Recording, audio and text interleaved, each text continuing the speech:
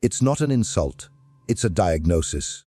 Because the man who thinks money is the end goal will always work for the man who understands that money is just a tool. A hammer doesn't make you a builder. A stack of cash doesn't make you free. It makes you a well-fed prisoner with gold bars on the cage. Let's talk about Caesar.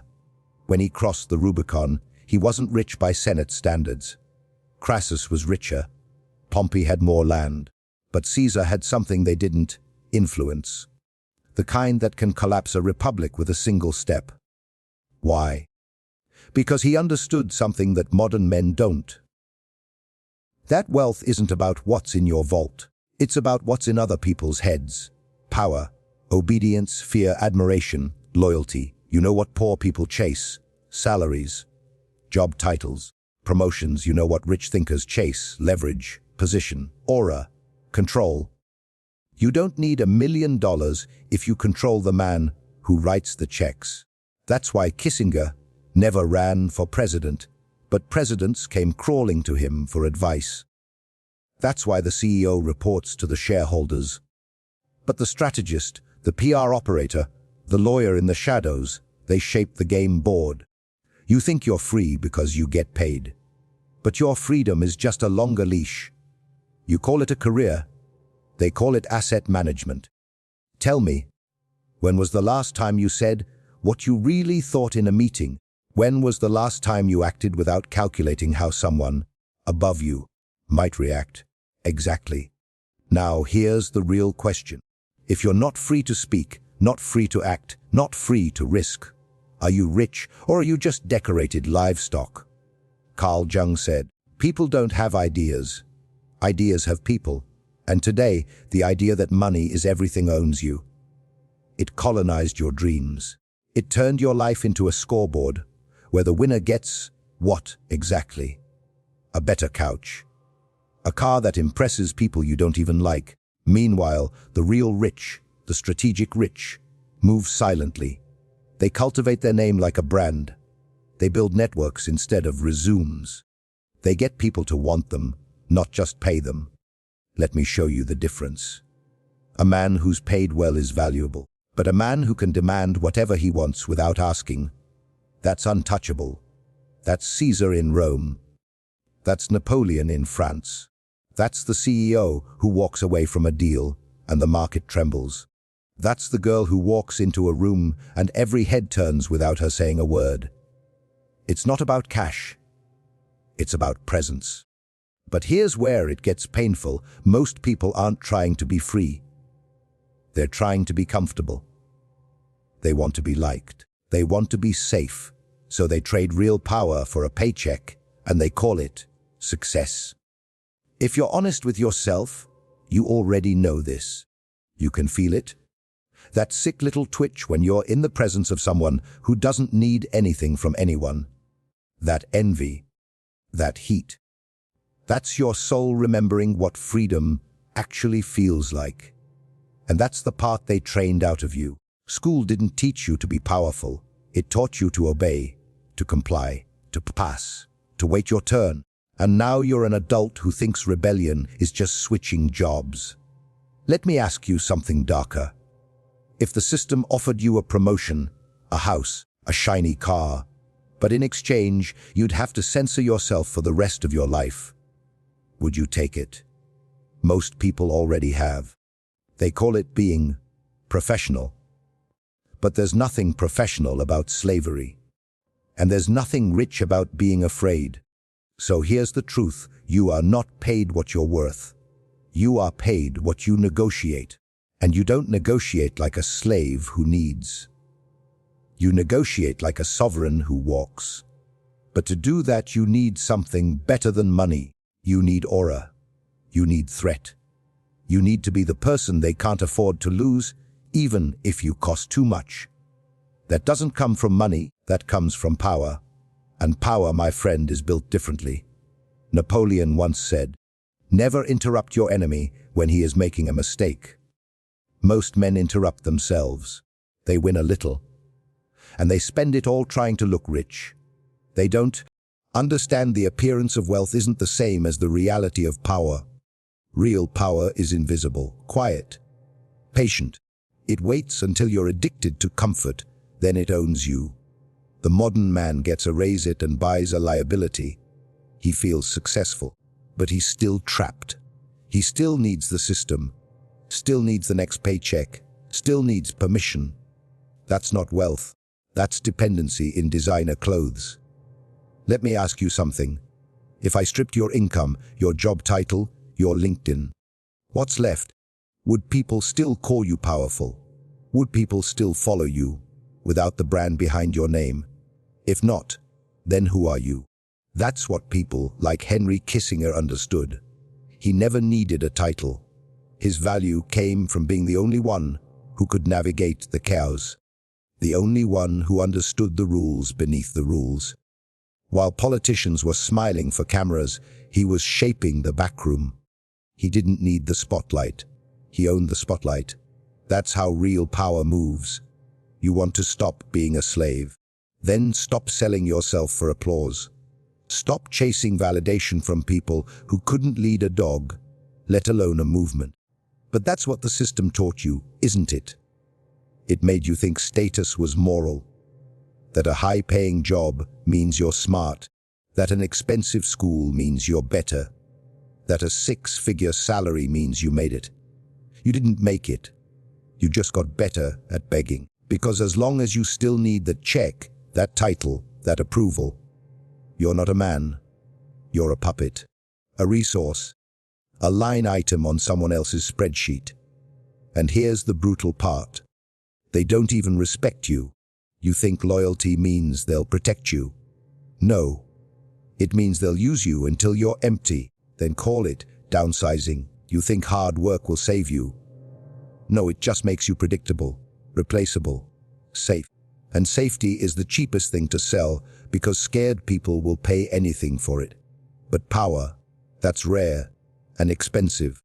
Power is being able to walk away from a deal that insults you. It's being courted, not hired. It's not filling out applications. It's having people rewrite the rules just to include you. Look at Caesar. When Rome offered him disgrace, he offered them war. He didn't beg. He crossed the Rubicon. He bet everything on himself. Not because he was reckless, but because he knew they needed him more than he needed them. That's the shift. You want to stop being a slave. You want to be truly rich. Then learn to become the person people can't afford to ignore. Start by building something no one can take away. Not your job. Not your car. Your ability to think clearly under pressure. Your skill to persuade without speaking. Your instinct to detect weakness in the room. Your network. Your influence. Your value.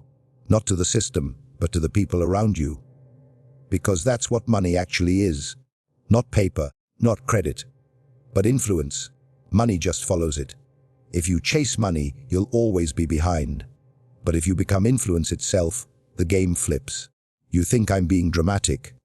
Then ask yourself why men with no degree, no connections, no funding, sometimes walk into a room and leave with control over people twice as qualified. It's not luck. It's not charisma. It's leverage. And you don't need millions to have it. You just need to become someone who doesn't need them. That's when they lean forward. That's when they wonder what you know. That's when you start getting paid just to show up. Not because you asked, because you earned the aura. Let me tell you a secret most people won't admit. The man who looks rich is almost never the one who is rich. The flashiest guy in the room, he's compensating. The loudest guy on the call, he's scared. The man who brags about his bank account, he knows it's the only thing you'll respect. Real power doesn't announce itself. It doesn't beg for attention. It doesn't need to prove anything. It makes a move and the world rearranges itself. You want to be rich? Then stop trying to look powerful and start becoming dangerous. Dangerous in silence. Dangerous in discipline. Dangerous because you've trained yourself to not need what everyone else is still begging for. The world respects the man who doesn't flinch. That's what Caesar had. That's what Napoleon had. That's what the wolves at the top of every field understand, that the real currency isn't money. It's nerve. And that's why most people will never be free, because they flinch every time reality punches back. They want to be rich, but they can't stomach risk. They want to be leaders, but they can't say what they really think. They want power, but they crave permission. It's pathetic. Let me ask you, what would you do if no one could cancel you? If you didn't need the paycheck, if you didn't care about approval, would you still be doing what you're doing? Saying what you're saying? No.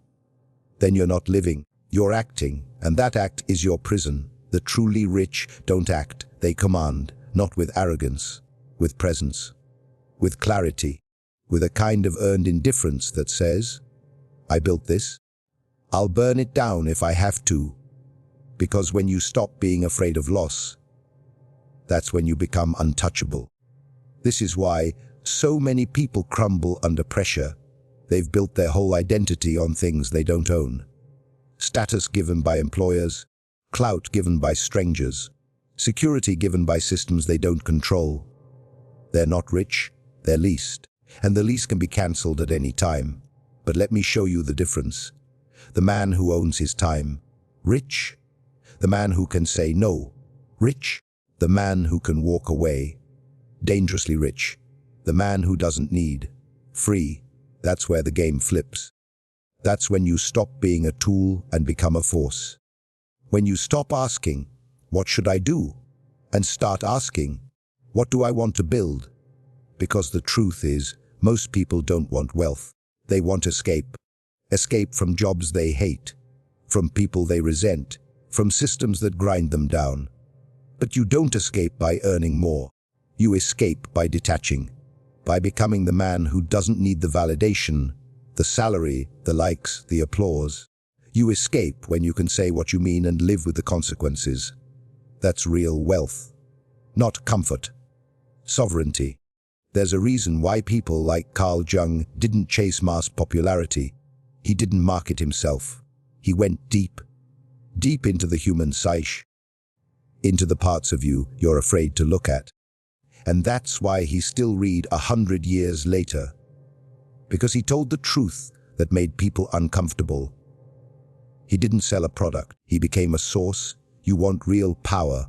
Become a source of clarity, of strategy, of vision, of strength. Become the one people go to when the system fails. Because the system will fail. It always does. And when it does, the ones who survive aren't the ones with the biggest paychecks. They're the ones who never relied on the system in the first place. You were never taught how to be rich. You were trained how to be useful. Useful to a system, useful to a boss, useful to people who already understood the game. And what's the reward for being useful? They give you just enough to keep you quiet, just enough to keep you loyal, just enough to keep you dreaming. But never building. That's not wealth. That's sedation. The ancient empires knew this. Give the masses bread and games, and they won't rebel. Give them Netflix and a weekend, and they won't ask why their soul is dying from 9 to 5. You're not tired because you work hard. You're tired because you don't own what you work for. Because every hour you sell is a piece of your life you'll never get back, and you sold it for comfort. You sold it for convenience. But the kings you envy? They didn't. Caesar slept in tents with soldiers. Napoleon read books in exile. Kissinger sat through war rooms thick with danger.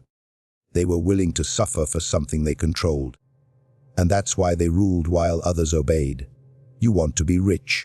Then ask yourself, what are you willing to suffer for that nobody can take away? Is it your craft, your mind, your independence? Or is it just the next dopamine hit from a bonus or a vacation? Most men don't even know what they stand for. That's why they chase approval. It fills the silence where identity should be. But you have a choice. You can stop playing their game. You can stop confusing security for strength. You can stop calling your cage a home just because they gave you nice pillows. Because at some point, You have to decide. Do you want to look rich? Or do you want to never need to ask again? Do you want to impress the poor in spirit? Or do you want to build a life so solid that no one can touch it without your permission? That doesn't happen with tips and tricks. It doesn't happen with personal finance books and hustle porn. It happens when you switch from seeking income to building power.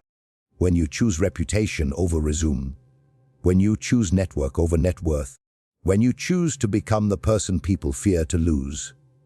Not because of your charm, not because of your bank account, but because you hold something they can't replicate: vision, discipline, conviction, aura. That's what the real rich have.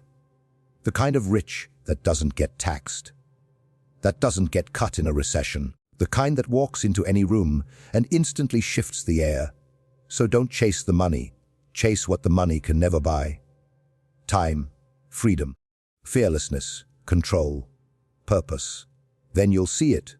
You were never poor because of what you lacked in your wallet. You were poor because of what you lacked in your spine. But that ends now. If you understand this, really understand it, then congratulations. You're no longer a slave. You've started the war to become sovereign. And the only question left is, will you build, or will you crawl back to the cage and call it success? The rich don't ask, they decide. So decide.